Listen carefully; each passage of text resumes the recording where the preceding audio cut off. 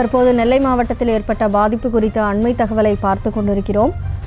நெல்லை மாவட்டத்தில் ஏர்வாடி வடுகச்சி மதில் பகுதியில் சாலையில் வெள்ளம் ஆறு போல ஓடிக்கொண்டிருக்கிற காட்சியை நாம் பார்த்து கொண்டிருக்கிறோம். ஏர்வாடி வடுகச்சி மதியில் கிராமத்திற்குள் புகுந்த வெள்ளமானது தற்போது ஆறு போல் ஓடிக்கொண்டிருப்பதை பார்த்து கொண்டிருக்கிறோம். இது தொடர்பான விவரங்களையும் செய்தியாளர் மதியழகன் வழங்க கேட்கலாம். மதியழகன், இனி உங்களிடம்.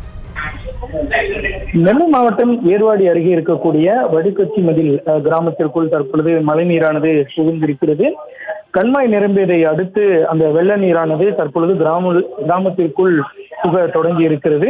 வடுகச்சி மதில் கிராமத்தில் சாலையில் அந்த மழை நீரானது ஆற்று வெள்ளம் போல ஓடுகிறது. இதன் காரணமாக வீடுகளிலும் வெள்ள நீரானது புகுந்திருக்கிறது. தற்பொழுது நாம் பார்க்கக்கூடிய காட்சிகள் அனைத்துமே நீர்நிலைகள் எதுவுமே கிடையாது. அனைத்துமே மக்களால் பயன்படுத்தப்பட்டு வரக்கூடிய சாலைகள், குடியிருப்புகள் உள்ளிட்ட அனைத்துமே இருக்கக்கூடிய ஒரு சாலை தான். அந்த கண்மாய் நிரம்பியவை அடுத்து போக்கிடமின்றி அந்த நீரானது தற்பொழுது கிராமத்திற்குள் புகுந்திருக்கிறது. அந்த வகையில் தான் நெல்லை மாவட்டம் ஏர்வாடி அருகே இருக்கக்கூடிய வடுகச்சி மதில் இந்த கிராமத்திற்குள் தற்பொழுது மழை நீரானது புகுந்திருப்பதன் காரணமாக சாலையிலும் மிக அதிக அளவில் ஒரு ஆறு போல சாலைகளிலும் இந்த வெள்ளை நீர் பெருக்கெடுத்து ஓடக்கூடிய சூழலில் அதிக அளவில் தண்ணீர் தொடர்ச்சியாக வருவதன் காரணமாக அந்த பகுதியில் இருக்கக்கூடிய குடியிருப்புகள், வீடுகள் உள்ளிட்ட குடியிருப்புகளுக்குள்ளும் தற்பொழுது மழை நீரானது புகுந்திருப்பதால் அந்த பகுதியில் இருக்கக்கூடிய மக்களும் மிக கடுமையான அளவில் பாதிக்கப்பட்டு இருக்கிறார்கள். குறிப்பாக நீர்நிலையை ஒட்டி இருக்கக்கூடிய ஒரு பகுதி என்பதால்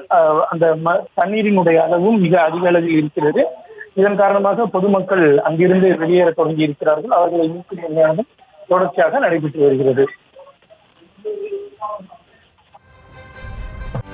செய்திகளை உடனுக்குடனும் துல்லியமாகவும் தெரிந்து கொள்ள சப்ஸ்கிரைப் பண்ணுங்க.